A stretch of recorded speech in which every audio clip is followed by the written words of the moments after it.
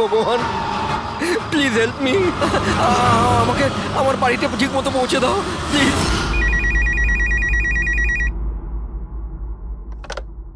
Hello, CID bureau. Hello ma'am. Ma'am please আমাকে help করুন। Ma'am আমার স্বামী এই মুহূর্তে খুব বড় বিপদের মধ্যে আছে। কি স্যার, কি হয়েছে নাকি ওনার? ম্যাম ওর প্রাণ সংশয় হয়েছে, কেউ ওকে মারতে চায়। ম্যাম প্লিজ ওনাকে বাঁচিয়ে নিন ম্যাম প্লিজ। উনি কি এখন আপনার সঙ্গেই আছেন? না ম্যাম, ম্যাম এই মুহূর্তে উনি ওনার গাড়িতে আছেন, ওই সাব স্ট্যান্ড রোডের পাশে পুরনো যে পোস্ট অফিস আছে ওখানে। আচ্ছা শুনুন ম্যাম, দেখুন আমাদের দুজন অফিসার ওই এরিয়াতেই আছে। আপনি আপনার গাড়ির ডিটেলসটা বলুন। হোয়াইট ব্যাস্টার আছে আর গাড়ির নাম্বার হলো 2536। ম্যাম ওনাকে আপনি বাঁচিয়ে তো নেবেন ম্যাম। আপনি চিন্তা করবেন না, আপনার হাজবেন্ডের কিচ্ছু হবে না। ওকে রবি, অভিজিৎকে ফোন করো আর ওকে গাড়ির ডিটেলসটা দিয়ে দাও। ওকে বলো যে ব্যাপারটা আর্জেন্ট।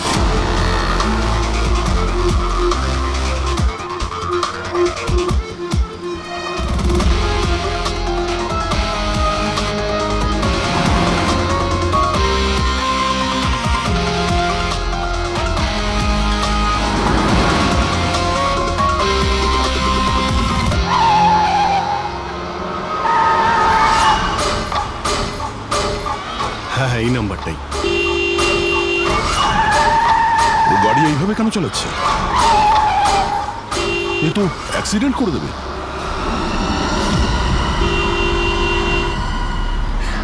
আমাকে ক্ষমা করে দাও, আমাকে ক্ষমা করে দাও, আমি মরতে চাই না, আমাকে ক্ষমা করে দাও। কার সঙ্গে কথা বলছে? গাড়িতে তো কেউই নেই। আরে বিনীত, কার সঙ্গে কথা বলছো? গাড়িতে তো কেউ নেই। হয়ে গেছে তোমরা দেখতে পাচ্ছ না এতগুলো লোক আমাকে ডাকছে? করছে কি? আমাকে ক্ষমা করে দাও, আমি মরতে চাই না। মনে হচ্ছে। বিনীত, বিনীত, বিনীত, তোমার অ্যাক্সিডেন্ট হয়ে যাবে, গাড়িটা থামাও বলছি।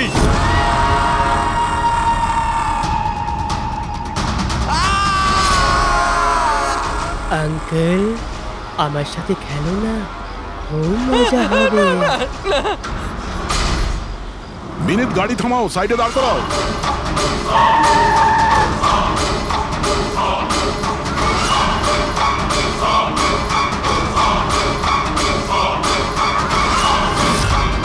দাঁড়িয়ে যাও। বিনীত, বিনীত,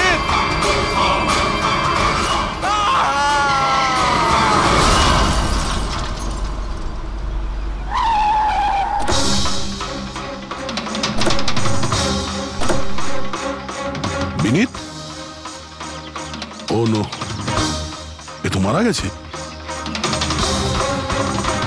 স্মেল আসছে।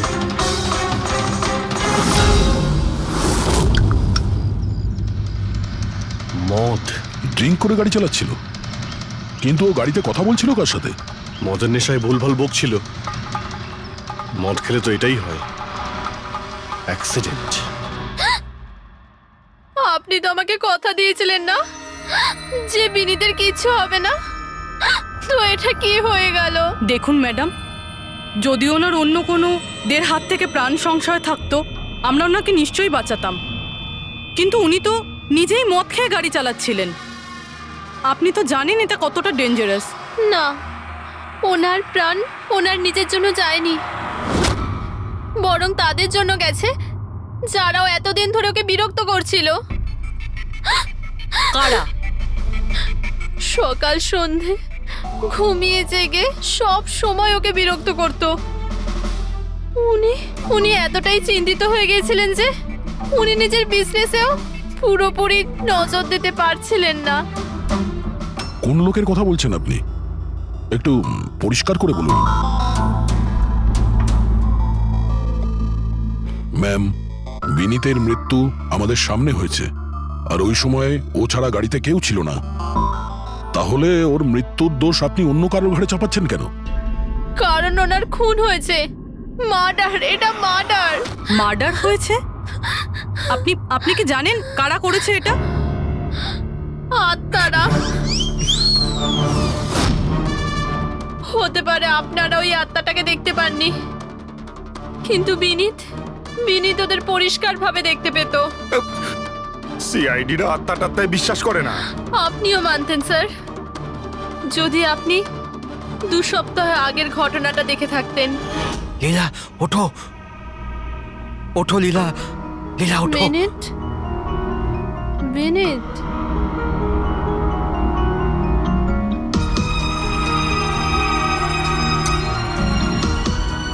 বিনীত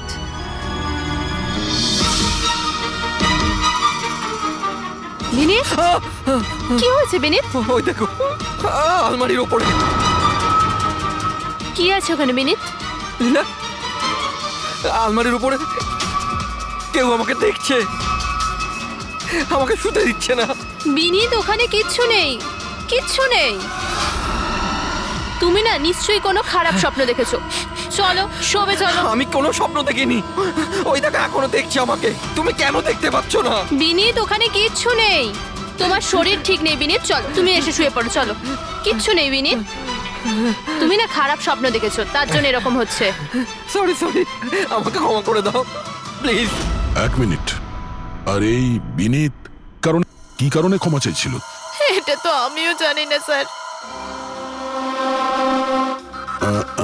বিনীত কাজ কি করতো? স্যার ওনার কোম্পানি হসপিটালে মেডিকেল ইকুইপমেন্ট সাপ্লাই করতো। আপনি শিওর যে ওই বিনীতকে খুন আত্মাই করেছে? স্যার আমার আগে তো এটা মনে হয়নি, কারণ না তো আমি কোনোদিন কোনো আত্মা দেখেছি আর না কোনোদিন কোনো আওয়াজ শুনেছি। কিন্তু পরে আমার বিনীতের কথাই বিশ্বাস হতে লাগলো যেও সত্যি কথা বলছে।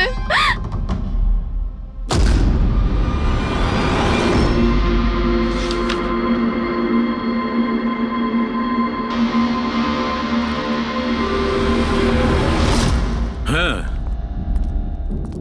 বস, এর মৃত্যুর একটাই কারণ চোখে পড়ছে, এর মাথার ওপর লাগা আঘাতটা, যেটা অ্যাক্সিডেন্টের কারণে লেগেছে। ঠিক তো ডক্টর সালুকে? আর কোনো কারণ নেই তো? দয়া, ভিসেরা স্যাম্পলকে চেক করা এখনো বাকি আছে, কিন্তু প্রাইমা ফেসি তো এটাই বলছে মৃত্যুর কারণ অ্যাক্সিডেন্ট। আর বস, এর রক্তের মধ্যে আমি অ্যালকোহল অনেকটা বেশি মাত্রায় পেয়েছি। ও, আমার মনে হচ্ছে সেই কারণেই ওর হ্যালুসিনেশন শুরু হয় আরো ধাক্কা মেরে দেয়। তার মানে হলো এটা কোনো খুনের ব্যাপার নয়? আমরা চাইলেই ওদের বডিটা ফেরত দিয়ে দিতে পারি। যদি কোনো ডাউট থাকে সেটা ভিসেরা স্যাম্পল থেকে জানা যেতে পারে। কি জানি স্যার, আমার কেমন যেন মনে হচ্ছে যে এই কেস অতটা সোজা নয়। কারণ আমরা যখন লীলাকে জিজ্ঞাসা করলাম যে এই বিনীত কার কাছে ক্ষমা চাইছিল, তখন কথাটা এড়িয়ে গেল। আমরাও কি শেষকৃত্যে যাব নাকি? ওখানে আত্মীয়রাও থাকবে, বন্ধুরাও থাকবে, অনেকেই থাকবে। যদি কিছু জানতে পারা যায়। যাও, নিশ্চয়ই যাবে ফিউরালে।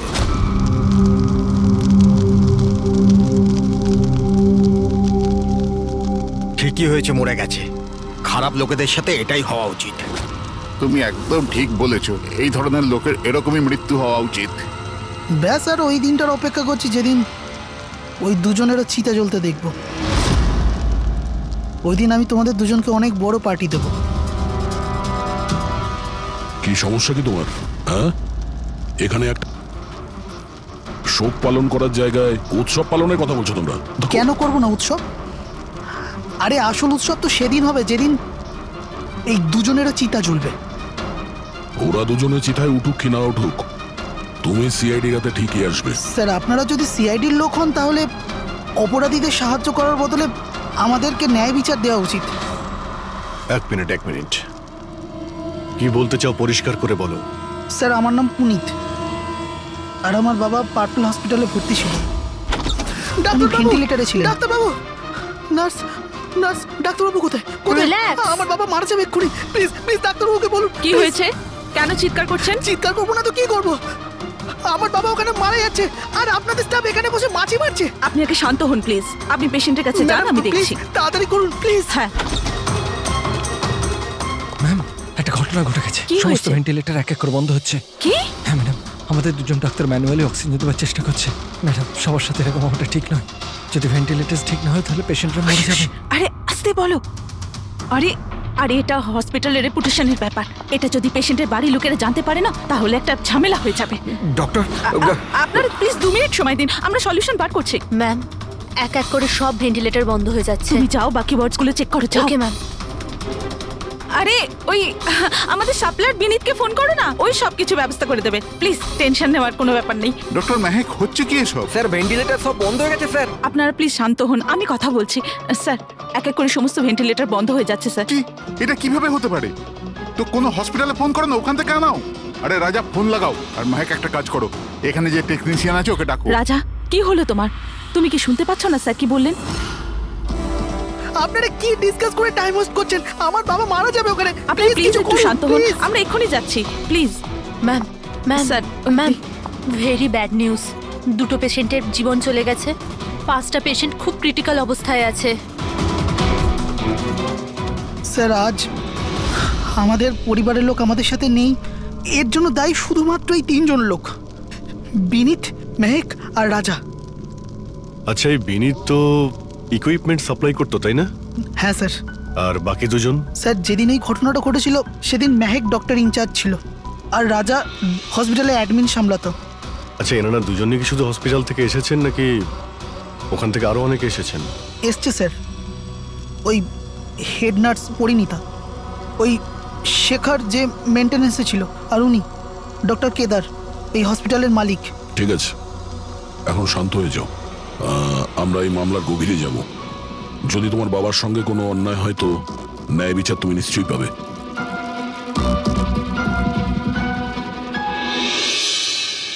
এখন বুঝতে পারছি বিনীত ক্ষমা চাইছিল কেন। আমাকে ক্ষমা করে দাও, আমি মরতে চাই না, আমাকে ক্ষমা করে দাও।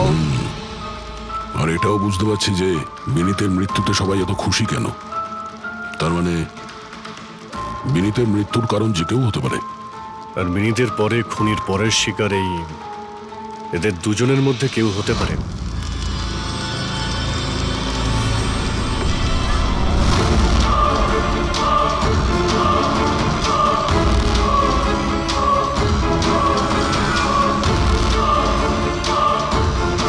আমাকে ক্ষমা করে দাও।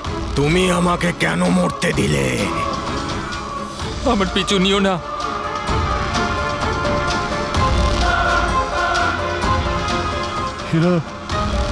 এরা কথা কার সঙ্গে বলছে? আমার পিছু নিও না। আরে সেই কাল্পনিক লোকগুলোর সঙ্গে যার সঙ্গে বিনীত কথা বলছিল। চাইলে তুমি আমাকে বাঁচাতে পারতে, কেন মরতে দিলে আমাকে? এবার তুমিও মরার জন্য তৈরি হয়ে যাও। আর এই মহিলারও একই কেস মনে হচ্ছে। ছাড়, ছাড় আমায়, ছাড় আমায়, আগুনের দিকে টানিস না। আমার কোনো দোষ নেই এতে। ছাড়, ছাড়, ছাড়, ছাড় আমায়, ছাড় আমায়, ছাড়, ছাড়, টানিস না আমায় আগুনের দিকে, ছাড়। আরে কি করছো নাকি? কি করছো? এদিকে এসো। আরে তুমি কি করছিলে? হ্যাঁ, আমি একটু ডিস্টার্ব আছি, এতে আপনারা কি করবেন? আমার ডিস্টারবেন্সের সাথে আমায় নিজেকেই লড়তে হবে। তুমি এদিকে এসো, একটু দূরে দাঁড়াও, ওই দিকটায় যাও। তাহলে অনেক লোক আছে যারা বিনীতের মৃত্যু সংবাদ শুনে আনন্দিত। হ্যাঁ হ্যাঁ স্যার। আর এখন ওরা মেহেকার রাজার মৃত্যুর খবর শুনতে চাইছে। রাজা আর মাহাকের ব্যবহারটাও খুব একটা নর্মাল লাগছিল না স্যার, অনেকটা ভয়ে ভয়ে ছিল স্যার, বিনীতের মতো। স্যার, ভিসারা স্যাম্পলের রিপোর্ট চলে এসেছে। গুড। কোনো গন্ডগোল আছে? হ্যাঁ, একজন সাধারণ মানুষের রক্ত যতটা লাল হয়, বিনীতের রক্ত তার থেকে অনেক বেশি লাল ছিল। ও, এখন বুঝতে পারছি যে বিনীত কেন আত্মা দেখতে পেল। কেন স্যার? পুরবী, মানুষের রক্ত যখন সাধারণের থেকে অনেক বেশি লাল হয়, তার মানে এইটা দাঁড়ায় যে ওই মানুষটি অনেক বেশি দীর্ঘ সময় ধরে কার্বন কম্পাউন্ডের সংস্পর্শে ছিল। আর এই কার্বন কম্পাউন্ডের কারণেই ওর হ্যালুসিনেশন হতো ভীষণ ভাবে। তার মানে কেউ জেনে শুনে বিনীতকে ওই কার্বন কম্পাউন্ডের সংস্পর্শে এনেছিল, যার ফলে বিনীতের মানসিক অবস্থা খারাপ হয়ে গেল আর ওর মৃত্যুর কারণও হয়ে গেল। স্যার, খুনি এই কার্বন কম্পাউন্ড পেল কোথায়? এই আমাদের আশেপাশেই। সব জায়গায় কার্বন কম্পাউন্ড ছড়িয়ে আছে। মডার্ন জীবনে আমরা যতগুলো মেশিনারি ব্যবহার করছি ওই সবগুলো, প্রায় সবগুলো কার্বন কম্পাউন্ড ছড়ায়। হ্যাঁ, যে কেউ মেশিনের উপর এরকম কারুকার্য করে এটা করতেই পারে।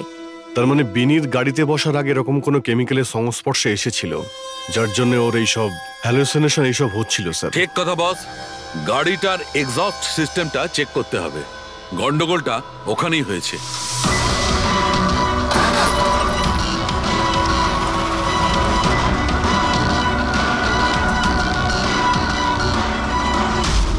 সালুঙ্কে স্যার তো ঠিকই বলছিলেন স্যার, এর থেকে তো কেমিক্যাল বেরিয়ে আসছে। একটা কথা তো তাহলে ঠিক পঙ্কজ, ওই আত্মা বলে কিচ্ছু ছিল না। স্যার তার মানে এখন খুনের নিশানায় দুজন রয়েছে, রাজা আর মেহেক।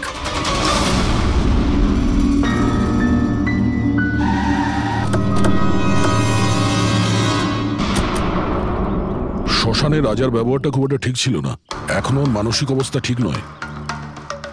আরে স্যার, দরজা তো খোলা।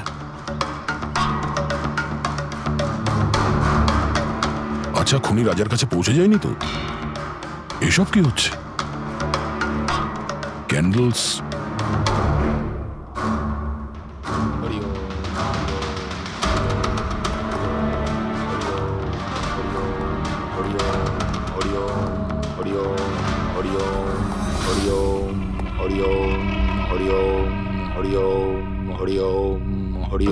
রাজা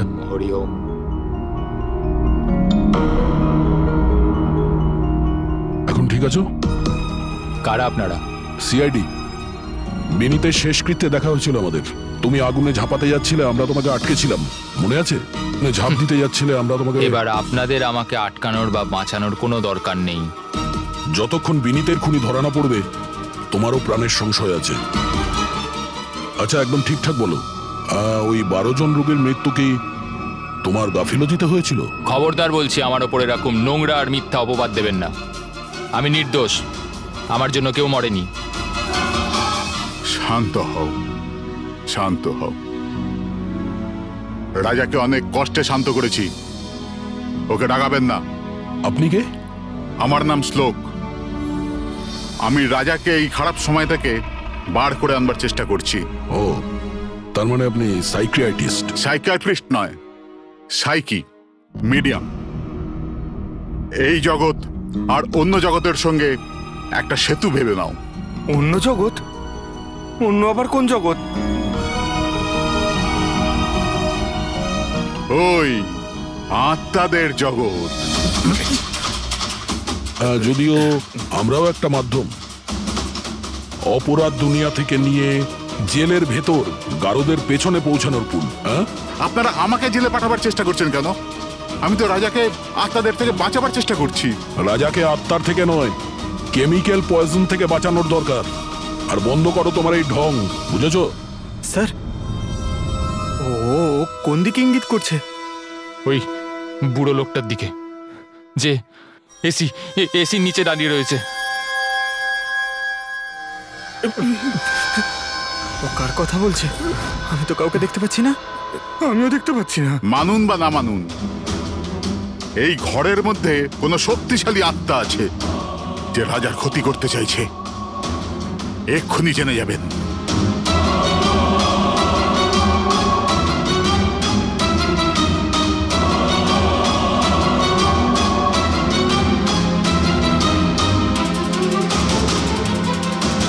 মিটার দিয়ে আত্মা দেখা যাবে?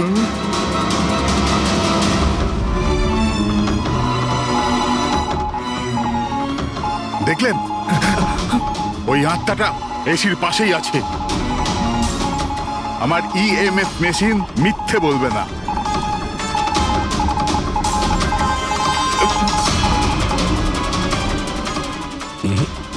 তবে আমাদের ওই মিটার ভুল হতে পারে না, বুঝলে? ফ্রেডি, মনে হচ্ছে রাজারও কার্বন কম্পাউন্ডের অ্যাকশন ওর গাড়ির থেকেই হয়েছে। একটা কাজ করো, এই মিটারটা নিয়ে যাও, ওর গাড়িটা চেক করো। ফ্রেডি। পঙ্কজ, তাহলে বলো, তুমি তুমি বিনীতের ফিউরিনালে কি দেখেছো? আমি কাউকে দেখিনি, আমি কিছু দেখিনি। মিথ্যা কথা বলো না। যদি কিছু দেখেই না থাকো তাহলে পালালে কেন? আমি মিথ্যে বলছি না, আমি সত্যি কাউকে দেখিনি। আচ্ছা, হাসপাতালে যে 12 জন মারা গিয়েছিল সেটা কি তোমার গাফিলতির জন্যই হয়েছিল? আমার গাফিলতিতে? দেখুন, আমার দ্বারা যতটা সম্ভব আমি সব চেষ্টা করেছি। আমি ডাক্তার কেদারের সঙ্গে কথা বলেছিলাম, কিন্তু উনি তো কোনো অ্যাকশনই নিলেন না। তাহলে আমি আর কি করতে পারি? আচ্ছা, তার মানে হলো এটা ডক্টর কেদারের ভুল। ওনার থেকেও তো বেশি দোষ ছিল ওই রাজা। ওর একবার দেখা উচিত ছিল যে ভেন্টিলেটরস গুলো কাজ করছে কি না, ওগুলো সময় মতো সার্ভিসিং হচ্ছে কি না। তাহলে কি দোষী রাজা? রাজা আর বিনীত দুজনেই। বিনীতেরও ভেন্টিলেটর সাপ্লাই করার আগে দেখে নেওয়া উচিত ছিল যে ওগুলো ঠিকঠাক কাজ করছে কি না। কতগুলো জীবন নির্ভর করছিল ওই ভেন্টিলেটরস গুলোর উপরে। মনে হচ্ছে রাজা আর বিনীতের জন্য তোমার মনে অনেক রাগ আছে। বিনীতের মৃত্যুতে নিশ্চয়ই খুশি হয়েছো তুমি? এটা কি বলছেন আপনি? একদমই না। আমি একজন ডক্টর, আর আমার কাজ হলো একজন পেশেন্টের জীবন বাঁচানো। কারণ মৃত্যুতে আমি কি করে খুশি হব?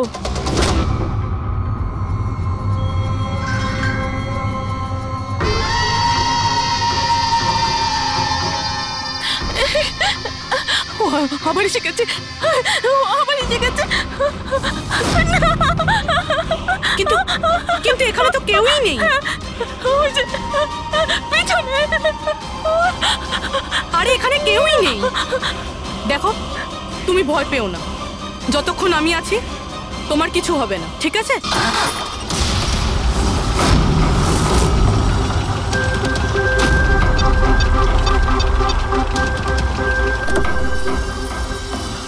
গাড়ির এসিতে তো কার্বন কম্পাউন্ড নেই। বাড়ির ভেতরে গিয়ে দেখা যাক, চল।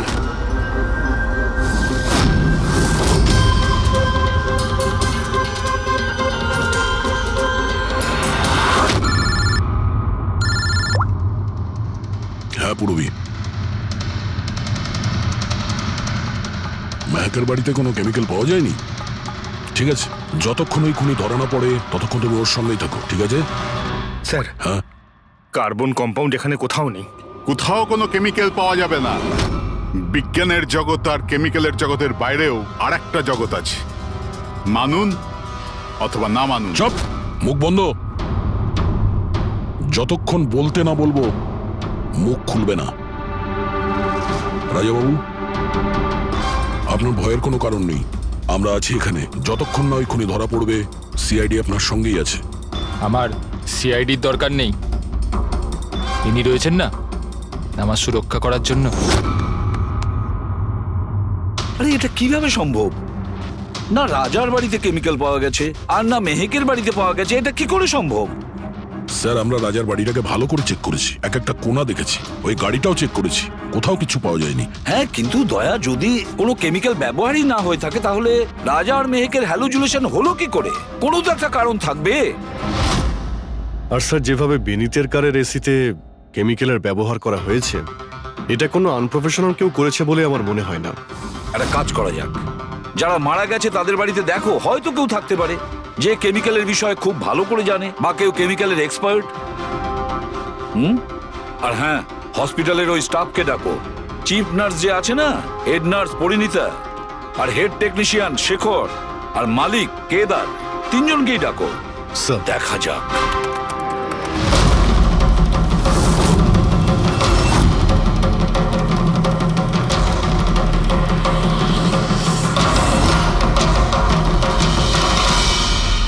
তোমার নাম শেখর, তাই তো? Yes sir. হসপিটালের হেড মেকানিক, মেইন টেকনিশিয়ান। তার মানে হসপিটালে যদি কোনো মেশিনে প্রবলেম হলে সবার প্রথমে তোমার কাছে খবর আসে। হ্যাঁ স্যার, ঠিক। তাহলে হসপিটালের ভেন্টিলেটর খারাপ ছিল সেটা তুমি জানতে না? স্যার, প্রথম থেকেই জানতাম। তাহলে কেন কিছু করনি? কাউকে কিছু বলনি কেন? হ্যাঁ স্যার, এতে আমার কোনো দোষ নেই। তাহলে কার ভুল ছিল? স্যার, আমি প্রথমেই মেহেককে ভেন্টিলেটরের ব্যাপারে বলেছিলাম যে ভেন্টিলেটরসে প্রবলেম আছে আর যে কোনো সময় খারাপ হতে পারে। এটা তুমি ভেন্টিলেটর বন্ধ হওয়ার আগেই জানিয়েছিলে? Yes sir. 1 সপ্তাহ আগে। ম্যাম, আমি আপনাকে একটা নোটিশ পাঠিয়েছিলাম, ওয়ার্ডের ভেন্টিলেটরগুলো ঠিকমতো কাজ করছে না। ও, আমি তোমার চিঠিটা পড়েছি শেখর, তুমি টেনশন নিও না, আমি কিছু একটা করছি। কিন্তু ম্যাম, ব্যাপারটা খুব আর্জেন্ট। হ্যাঁ হ্যাঁ, আমি জানি। ডক্টর মেহেক। ইয়েস ম্যাম, আপনাকে অ্যাকাউন্টস ডিপার্টমেন্টে এক্ষুনি রেখেছে। ও হ্যাঁ, আসছি। ডোন্ট ওয়ারি শেখর, আমি নিশ্চয়ই কিছু ব্যবস্থা নেব, পাক্কা। কিন্তু স্যার, উনি আমার কথাটা সিরিয়াসলি নিলেন না। হ্যাঁ মেহেক, ভেন্টিলেটরস খারাপ হওয়ার সময় পেশেন্টদের বাঁচানোর খুব চেষ্টা করেছিল, কিন্তু রাজা স্যার এত ঘাবড়ে গেলেন যে কিছু করতেই পারলেন না। শেখর বাবু, তুমি কতটা সত্যি বলছো আর কতটা মিথ্যে সেটা তো আমরা জেনেই নেব। স্যার, মেহেকের কোনো ভুল ছিল না। ও ভেন্টিলেটর খারাপ হওয়ার কথা আমাকে প্রথমেই বলে দিয়েছিল। তারপর আপনি কি করলেন? স্যার, আমি হসপিটালের অ্যাডমিন হেডকে বলে দিয়েছিলাম, রাজাকে, কারণ হসপিটালের যতগুলো মেশিন আছে সেগুলো দেখাশোনার দায়িত্ব অ্যাডমিন হেডেরই। তাহলে এই সমস্ত কিছু আপনি রাজাকে বললেন আর আপনার দায়িত্ব শেষ হয়ে গেল। আপনি তো এই হসপিটালের মালিক, তাই না? তাহলে এভাবে দায়িত্ব শেষ হয়ে যায় কি করে আপনার? স্যার, আমি আমার দায়িত্ব পালন করেছি, সেই জন্য তো আমি নিজে গিয়েছিলাম রাজার কেবিনে। রাজা। হ্যাঁ স্যার। এসব কি করছো? আরে এগুলো দরকারি নয়। এতগুলো রোগীর শ্বাস প্রশ্বাস ভেন্টিলেটরের সাহায্যেই চলছে, আর তুমি এখানে বসে আছো। আরে কিছু করো। হ্যাঁ স্যার, আমি এক্ষুনি সাপ্লাইয়ের সাথে কথা বলে ভেন্টিলেটর চেঞ্জ করে দিচ্ছি। প্লিজ প্লিজ তাড়াতাড়ি করো। স্যার, আমি বুঝতে পারছি না যে ও ভেন্টিলেটর কেন পাল্টালো না। আমি অবাক হচ্ছি স্যার যে কেউ কেদারবাবুর দিকে আঙুল তুলছেন না। সবাই রাজা, বিনীত আর মেহেকের পিছনে পড়ে আছে। সেটাই তো, হসপিটালের মালিক না কেদার বাবু? তাহলে এই সমস্ত কিছুর দায়ভারও কেদার বাবু আপনার। কিন্তু স্যার, এবারে আমি নিজে গিয়ে তো ঠিক করতে পারি না ভেন্টিলেটর। স্যার, আমার কাজ হলো কনসার্ন ডিপার্টমেন্টকে ইনফর্ম করা, আর আমি সেটা করে দিয়েছিলাম। বরং আমি বিনীতের সঙ্গে নিজে কথা বলেছিলাম। আমি ওকে বলে দিয়েছিলাম যে যদি এগুলো রিপেয়ার করা যায় তো রিপেয়ার করুক, না হলে চেঞ্জ করে দিক। কিন্তু ও কোনো অ্যাকশনই নিল না। এ কোনো অ্যাকশন নেয়নি, সে কোনো অ্যাকশন নেয়নি। আপনি কি অ্যাকশন নিয়েছিলেন? আর দোষ দিচ্ছেন বিনীতকে, যে কিনা মারা গেছে, বা রাজার, যে উত্তর দেওয়ার পরিস্থিতিতে নেই। স্যার, যেটা সত্যি ছিল ওটা আমি আপনাদের বলে দিলাম। সেটা এবার মানবেন কি মানবেন না স্যার, আপনাদের ব্যাপার। পরিণীতা স্যার। হসপিটালের হেড নার্স, তাহলে তুমি হসপিটালের ব্যাপারে নিশ্চয়ই সবকিছু জানো। হ্যাঁ স্যার। তাহলে এবার সত্যি করে বলো, এই যা কিছু হয়েছে কার গাফিলতির কারণে হয়েছে? তাড়াতাড়ি বলো। হ্যাঁ স্যার, বলছি। আমার সাথে বিশ্বাসঘাতকতা করার চেষ্টা করো না রাজা। আর হ্যাঁ, যদি মেশিনে কোনো ফিজিক্যাল ড্যামেজ থাকে তাহলে সেটা ওয়ারেন্টিতে আসে না। যদি তোমার নতুন ভেন্টিলেটর চাই তাহলে তোমাকে পুরো কস্ট পে করতে হবে, বুঝেছো? আমি তোমার থেকে বাজে লোক আজ অব্দি আমার জীবনে দেখিনি। এবার থেকে না তো আমাদের হসপিটাল তোমার থেকে কিছু কিনবে, না তো শহরের আর কোনো হসপিটাল। শোনো, এসব হুমকি অন্য কাউকে দেবে। তুমি জানো না আমি কে, যা করার করে নাও।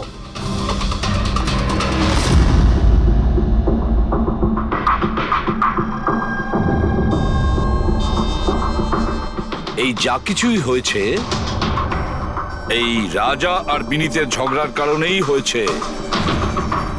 দুজনের ঝগড়াতে স্যার এতগুলো লোকের প্রাণ চলে গেল। তবে নতুন ভেন্টিলেটরের ব্যবস্থা রাজার করা উচিত ছিল।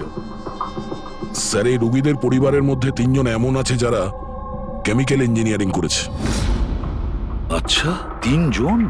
তাহলে ওদের ঠিকুজি কুষ্টি বের করো, দেখি কি আছে।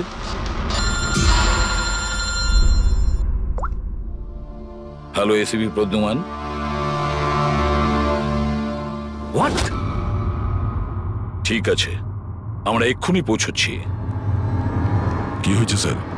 রাজা মারা গেছে।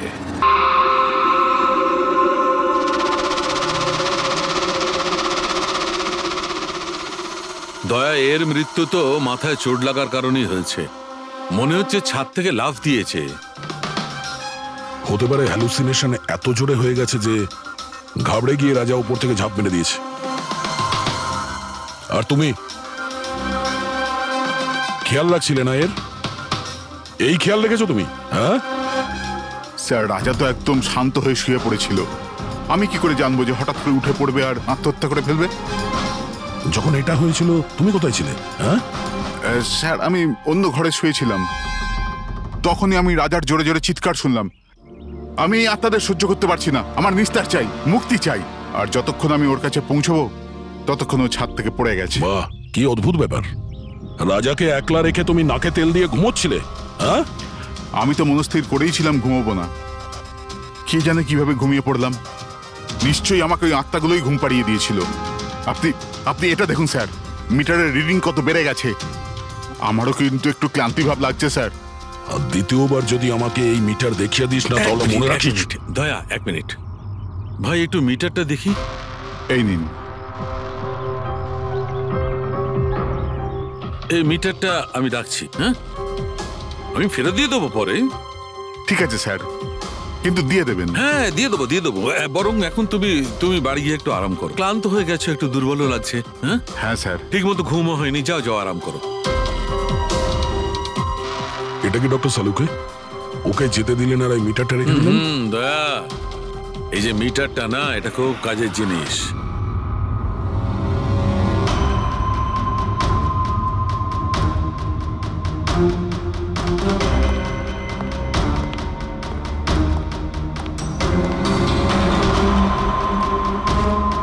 এই ঘরটা চেক করছি। হ্যাঁ ডক্টর, নেই। ওপরে যাওয়া যাক।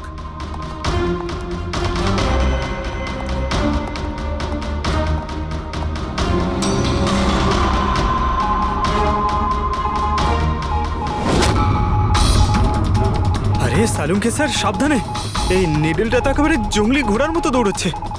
মাই গড, আমরা এখানে এইভাবে দাঁড়িয়ে থাকতে পারি না দয়া। আমাদের প্রোটেক্টিভ পোশাক পরতে হবে। Protective gears? ওটা কি কারণে ডক্টর? আরে দয়া, আমাদের সুরক্ষার জন্য।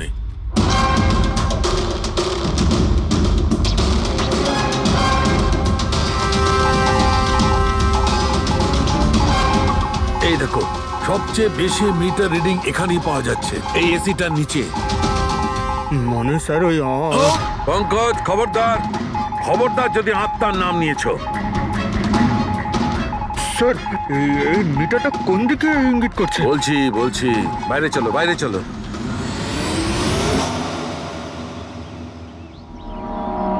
দেখেছো দয়া, এটা হচ্ছে ইএমএফ, ইলেকট্রোম্যাগনেটিক ফিল্ড ডিটেক্ট করে এটা। ইলেকট্রোম্যাগনেটিক ফিল্ডস, এগুলো তো আজকাল সব ইলেকট্রিক অ্যাপ্লায়েন্সের মধ্যে হয় ডক্টর। টিভি, ফ্রিজ, একদম ঠিক দয়া। কিন্তু ওই অ্যাপ্লায়েন্স গুলোর ইএমএফ হিডেন থাকে, লুকোনো থাকে, যাতে মানুষের উপর খারাপ প্রভাব না পড়ে। কি খারাপ প্রভাব? এইটার কারণে লোকেদের নশিয়া হতে পারে, ঘুম না হতে পারে, মন খারাপ হতে পারে। আর যদি অনেকক্ষণের সংস্পর্শে থাকে তাহলে হ্যালুসিনেশন হওয়াটা কোনো বড় কথা নয়। ও, তার মানে রাজার এই হ্যালুসিনেশন কোনো কেমিক্যালের জন্য হয়নি, নিজের ঘরের ইলেকট্রনিক জিনিসপত্রের জন্যই হয়েছে, কারণ ওগুলোর ইএমএফ ঢাকা ছিল না। একদম। তার মানে কেউ জেনে বুঝে এগুলোকে গন্ডগোল করে দিয়েছে। হতে পারে দয়া। এমনিতেই রাজা মনে মনে খুব কষ্ট পাচ্ছিল, খুব দুঃখ পেয়েছিল রোগীদেরকে বাঁচাতে পারেনি বলে। সেই জন্য হ্যালুসিনেশন ওর কাছে আফসোসের রূপে ধরা দিয়েছিল। হতে পারে এই অনুতাপের জন্য বিনীতেরও মৃত্যু হয়েছে। একদম ঠিক। আর ওই অশোক, ওরও দুর্বলতা সেই জন্যই মনে হচ্ছিল, যেহেতু ও এই ইএমএফ এর সংস্পর্শে অনেকক্ষণ ছিল। এখানে ওই কার্বন কম্পাউন্ড পাওয়া যায়নি। এটা কি করে দয়া? কারণ এখানে তো ইএমএফ এর ব্যবহার হচ্ছিল, আর সবচেয়ে বেশি রিডিং উঠছিল বেডরুমে এসির কাছে। তার মানে বেডরুমের এসিতে কোনো কারুকাজ করা হয়েছে। তাহলে তুই মেহকের বাড়িতে ওই ইএমএফ হনো। আমার তাড়াতাড়ি পুরবীকে ইনফর্ম করতে হবে।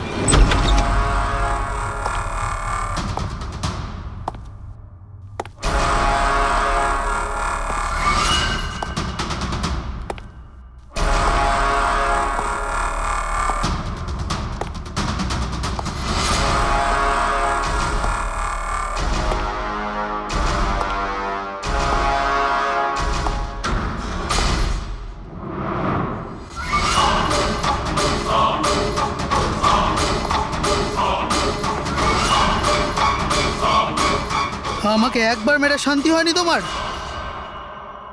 আমাকে আবার মারতে এসেছো?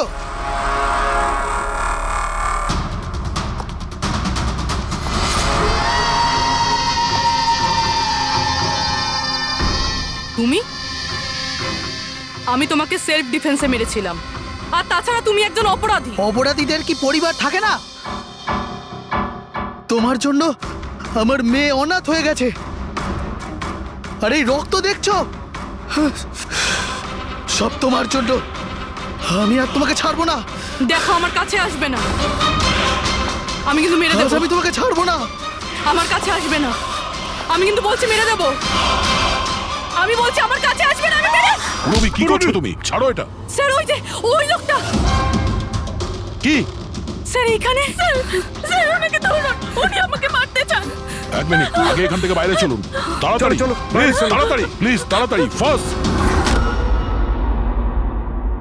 এই হলো সেই তিনজন যাদের সম্পর্ক কেমিক্যাল ইঞ্জিনিয়ারিং এর সঙ্গে আছে, সুহাস, দীপক আর কিশোর।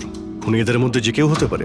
না অভিজিৎ, কারের এসিতে কেমিক্যাল ফিক্স করাটা অন্য ব্যাপার, আর ইলেকট্রোম্যাগনেটিক ফিল্ডকে এত চাতুর্যের সঙ্গে ব্যবহার করাটা অন্য কথা। আমার মনে হচ্ছে ও এমন একজন লোক যার সায়েন্সে, মেডিকেল সায়েন্সের উপর খুব ভালো দখল আছে, হয়তো কোনো ডক্টর অথবা সায়েন্টিস্ট। যেই করুক, সে ইলেকট্রোম্যাগনেটিক ফিল্ড ভালো মতন ব্যবহার করেছে, যাতে মেহেক আর রাজা ওরা দুজনেই যাতে ইএমএফ এর সংস্পর্শে থাকে। হতে পারে হসপিটালে ওরা দুজন নিজেদের কাজ করছিল, তখনও এই ইএমএফ ওখানে উপস্থিত ছিল। তাহলে স্যার হতে পারে হসপিটালের কোনো মেশিনের সাথেও গন্ডগোল করা হয়েছে। নিশ্চয়ই দয়া, নিশ্চয়ই। আর এটা ওই করেছে, হসপিটালের ভেতরেরই কেউ। তাহলে এই হলো সেই জায়গা যেখানে মেহেক আর রাজা বসতো। হ্যাঁ স্যার। আর কে কে যাওয়া আসা করতো এখানে? স্যার শুধু স্টাফেদেরই ভেতরে যাওয়ার পারমিশন ছিল, তাও যদি কোনো কাজ থাকতো তাহলে। মানে বাইরের কেউ এখানে ঢুকতেই পারতো না?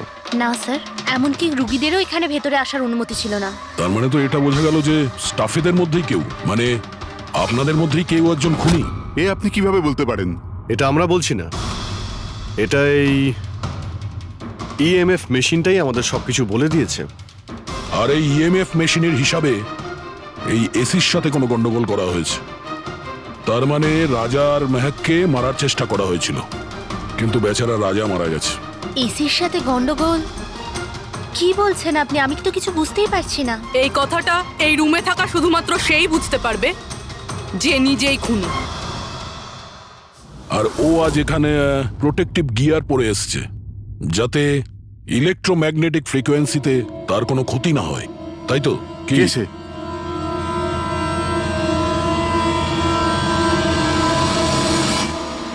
এদিকে এসো।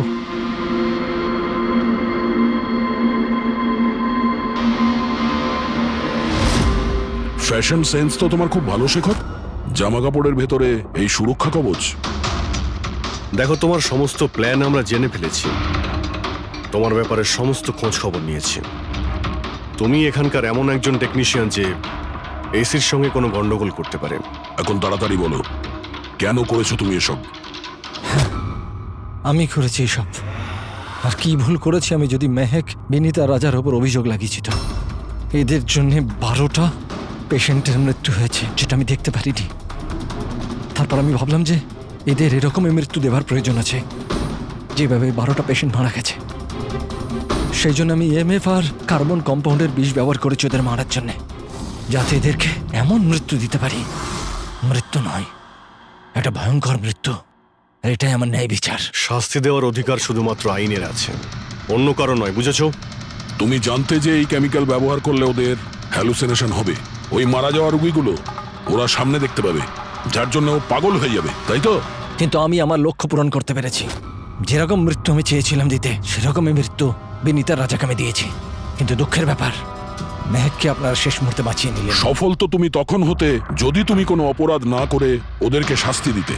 তোমার আর ওদের মধ্যে কি পার্থক্য রইল? এখন তুমিও একজন খুনি, তবে তুমি কি শাস্তি পাবে সেটা এখন আদালত ঠিক করবে।